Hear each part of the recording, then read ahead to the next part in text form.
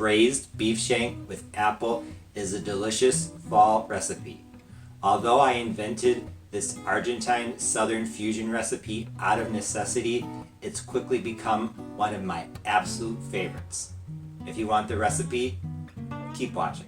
So let's get this beef shank started. Here in this pot I have 1 tablespoon of a neutral vegetable oil. I'm using sunflower, but you can use whatever you want. I'm heating it on medium high, 4 out of 6 for about 2 minutes. And here I have the beef shank. I have 2.43 pounds of beef shank. I would normally use about 2 pounds, but this is what they had.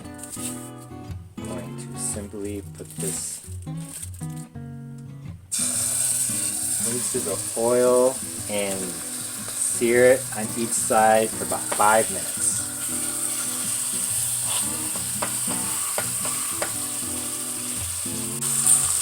So now it's been 5 minutes. Time to flip the beef shanks. These sometimes stick to the bottom of the pot. So what I'll do is, before trying to take them out, I'll lift up the pot, swirl around the oil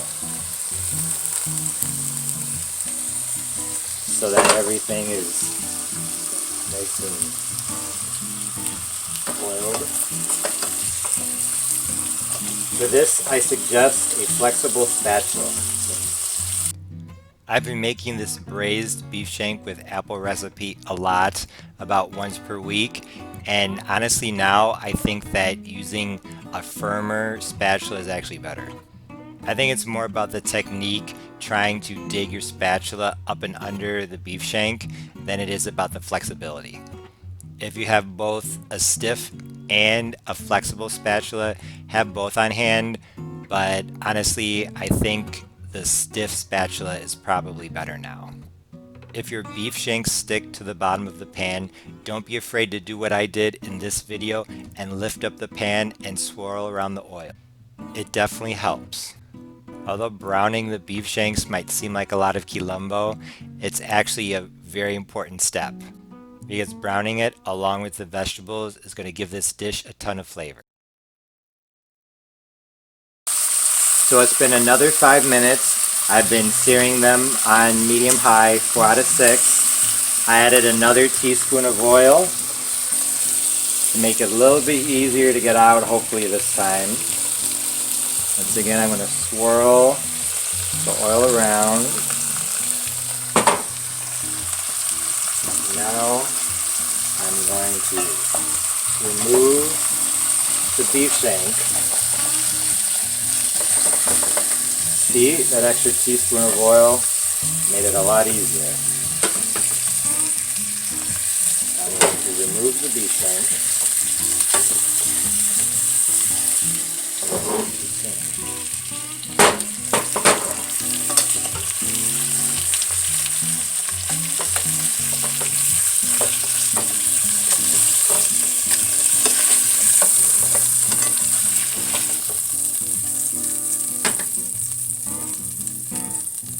Now for the vegetables. I'm going to add 100 grams of chopped onion, 1 medium onion, 50 grams, 1 small carrot grated on a cheese grater.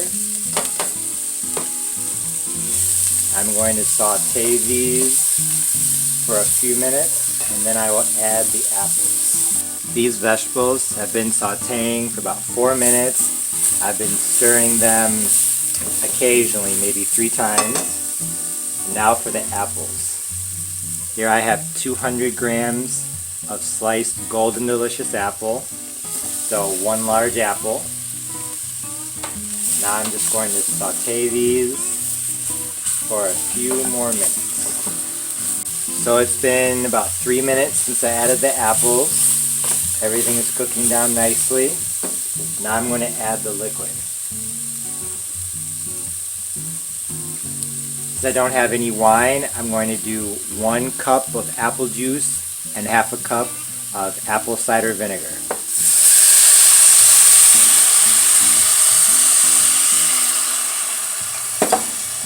It is a lot of apple cider vinegar, So if you're a little hesitant, you could do 1/4 of a cup, but honestly, this cooks for so long and has so much stuff in it, it's just right. Along with the juice of 1 lemon and the zest of 1 lemon.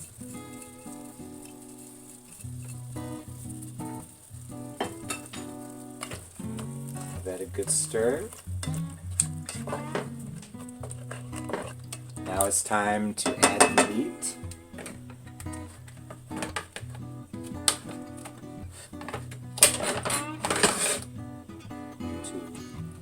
First off, try and see if I can make a space for it.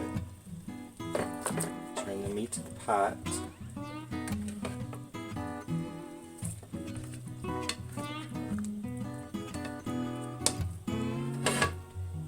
Drain off some of the juice.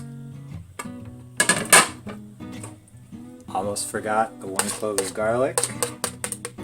I don't want it to burn and get bitter, so just putting it on top like that is totally fine. Some of it down in the braising liquid. Some spices. Here I have 1/2 teaspoon of salt and 1/4 teaspoon each of parsley, oregano, black pepper, onion powder, and garlic powder. Sprinkle that over the top, like so.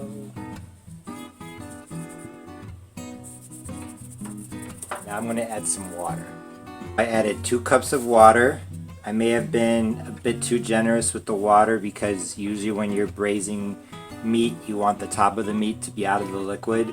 But honestly, I make it like this all the time, and I don't mind if in Spanish, el caracú, if the marrow kind of breaks down a bit.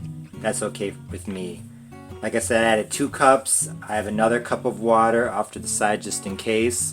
I'm going to keep this on medium-high, 4 out of 6, and I'm going to cover it.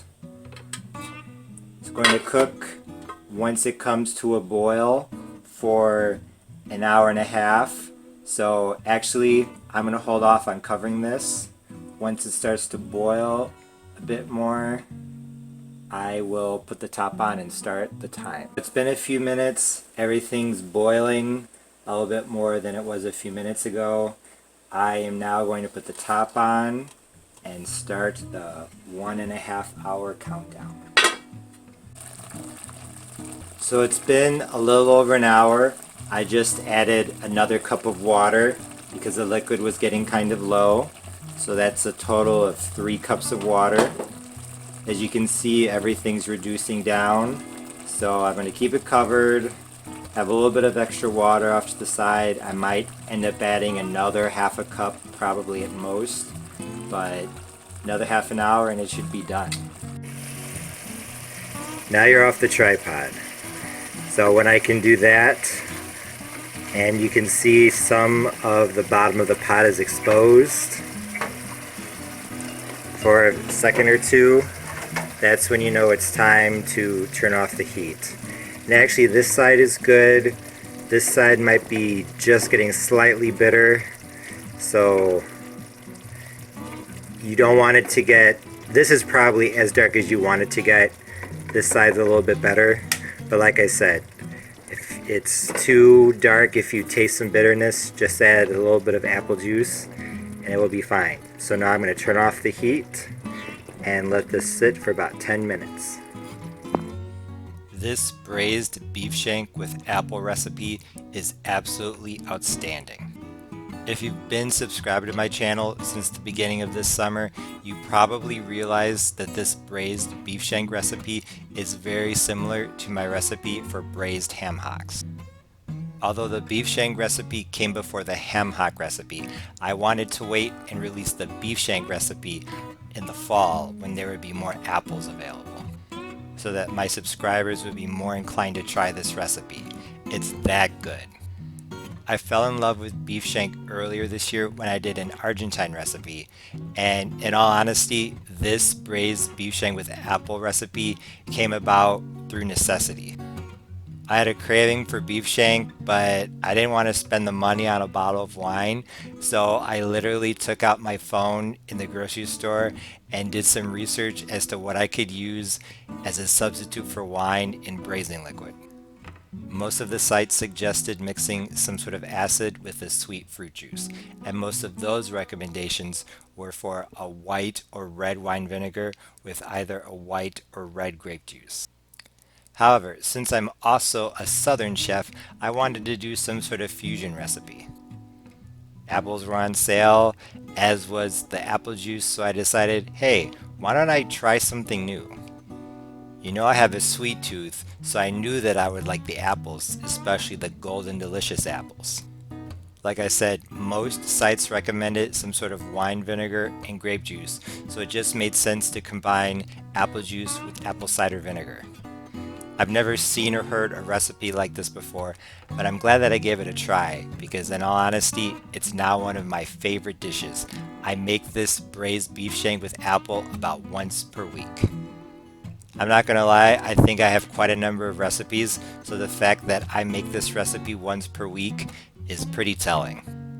It's not full of butter or sugar, so I eat it as part of my normally healthy diet. Like I said, it's incredibly delicious, and I see it as one of my best fusion recipes. Using Italian-Argentine ossobuco as the inspiration for a recipe that uses apple cider vinegar, a classic Southern ingredient, along with golden delicious apples, which are originally from West Virginia.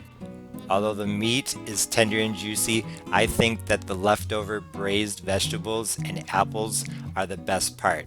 Eating those with rice or sopping them up with bread is absolutely outstanding. Just remember to save some bread for the karakou. This is my first video in a short apple recipe series, so stay tuned. Thanks for watching. If you liked this video, please be sure to like, share, comment, and subscribe.